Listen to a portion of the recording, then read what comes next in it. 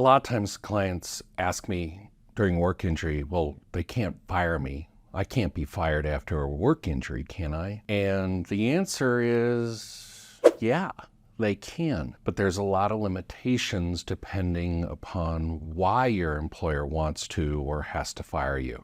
So let's figure out and discuss when the answer is yes, they can fire you, and when it is no, they can't fire you.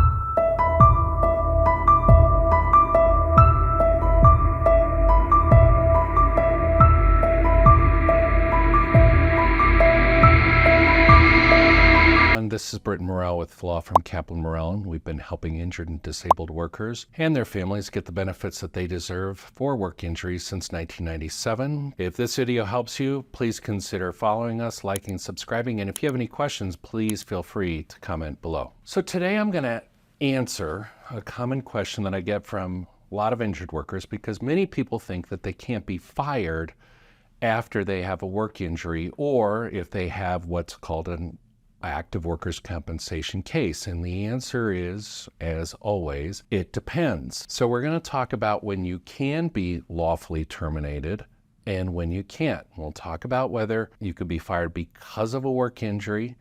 And finally, at the end, I'm going to tell you what options and rights you have under workers' compensation law if you are fired. Can you be fired after a work injury? And the answer is yes, you can be fired, but there's a lot of limitations upon why the employer wants to or has to fire you. So it depends upon really the employer's motivation, what's in their heart. And sometimes that can be really difficult to prove. So what if the employer wants to fire you because you can't do your job? Obviously, just like you would want to leave a job if your boss couldn't pay you. At some point, if you can't do the job, your employer is going to need to replace you. Just as, for example, if your boss said to you, hey, I can't make payroll this week, and that kept going and going, at some point you would say to your boss, listen, I got to move on. I got to find a job that can actually pay me. Similarly, can be a point where your employer can say, hey, listen, I have this job here. It needs to get done. Otherwise, I wouldn't have hired you. And I need to replace you with someone who can do it. That can make sense. It may not feel right. It may not feel fair. But really, depending upon the size of your employer, the real question is how long does an employer have to wait before you can be replaced? It will depend on the size of your employer. It will depend on how long you've worked there. There's a federal law called the Family Medical Leave Act, which requires your employer to hold your job for time frame, typically just 12 weeks, for you to get better. There are state laws which sometimes allows employees to take time off and prohibit the employer from replacing you until a certain amount of time has passed. But in general, after 12 weeks, even if your employer is subject to the Family Medical Leave Act, they can still at some point replace you. And if you're not subject to the Family Medical Leave Act, for example, you haven't worked there for a year, they don't have a lot of employees, like I think it's 50, they can let you go sooner than that. Again, simply because you can't do the job. Even if it's due to a workers' compensation injury that you can't do the job, you can still be replaced at some point. The question is, how long does the employer have to wait before they can lawfully replace you? What if the employer wants to let you go because you've got restrictions? Okay, there's things that you can't do from a medical point of view due to the work injury. And if you've got temporary or permanent work restrictions, your employer can't fire you if you are still able to do the essential functions of your job, or there's another open and available job that you are qualified to do with or without reasonable accommodation.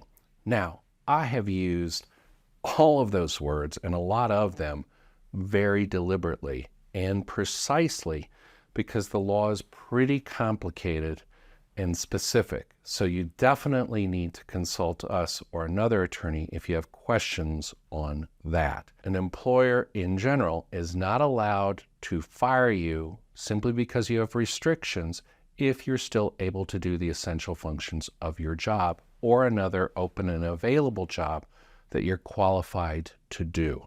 And that is as a result of the federal law called the Americans with Disabilities Act. What if they hate me and they want to fire me because I requested workers' compensation benefits? Well, then the answer would be no.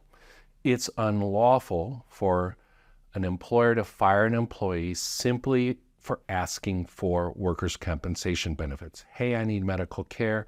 Hey, I'm off work because of my restrictions. I need lost wages. And if that's the reason that the employer is firing you, they cannot lawfully do that. Now, if you're going to sue them, you're going to have to prove what's in their heart. You're going to have to prove that that was the motivating reason. And that can be difficult sometimes because very rarely do employers act so stupidly that they'd say, oh yeah, I fired you because you requested work comp benefits. But it can be proved. And again, if it's something that has affected you, give us a call. Work performance issues. So let's say your employer says, hey, I need to fire you because we're not satisfied with the level of work that you're doing. Now, the answer is probably yes, but the employer is really open and vulnerable to you questioning whether the real reason is because those claimed issues and not because they're firing you because you sought workers' compensation benefits. Now, to show that the claimed concerns about your performance were a pretext, and that's basically the phrase lawyers use to say, hey, well, the reason you claim to fire my client isn't the real reason. The real reason is something you're not willing to admit. So to show pretext, to show that what they're saying is a pretext, you've got to prove either A, the accusations are false. You weren't late on the job. You weren't drunk on the job. Your production numbers weren't down. You made just as many sales, etc. Or B, your employer knew you or other employees did the same thing, but only you are getting fired. So if you can show another employee also only has so much productivity or was also late or was also drunk on the job, but they didn't get fired, you did, that would be able to be sufficient evidence to show pretext and that the real reason that they're firing you is because of the work injury or some other reason. What about if the employer wants to fire you because you got injured? And the answer is maybe. It'll make sense. Let's say you got injured because you were drunk or you were high or you were incredibly reckless and that's how you got injured. Then they probably can fire you because of the fact that you got injured. If you intentionally violated safety rules and got injured, you refused to wear your hard hat, you refused to wear special steel toe boots, and you got injured, they can fire you as long as they have fired or would fire any other employees for similar violations, even if they hadn't gotten injured. It just depends on the facts and the background. And so again, if that fits your situation, come talk to us. So if you've been fired and you have an open workers' compensation claim, there are a lot of laws that give you options and benefits. For example, if you aren't responsible for losing your job, you might be entitled to ongoing wage loss benefits under workers' compensation. And if you're not entitled to ongoing wage loss under workers' compensation, you would be entitled to unemployment benefits. You could also have rights under the Colorado or Federal Medical Leave Acts or Protection for Disability Acts. Bottom line is you need to consult with a lawyer. As long as you've got an open workers' compensation case, you're treating for your work injury, and you still have restrictions, then, as I said, you're entitled to lost wages.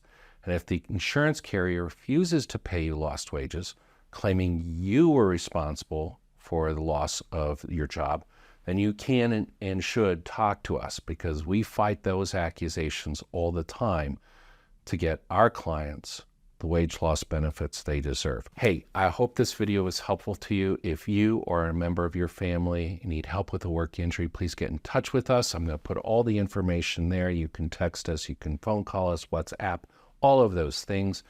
But the important thing is for you to know that we help our clients on a contingency fee basis, which means we don't get paid unless we get our clients something. And remember, the initial consultations are always confidential and complimentary. They're free.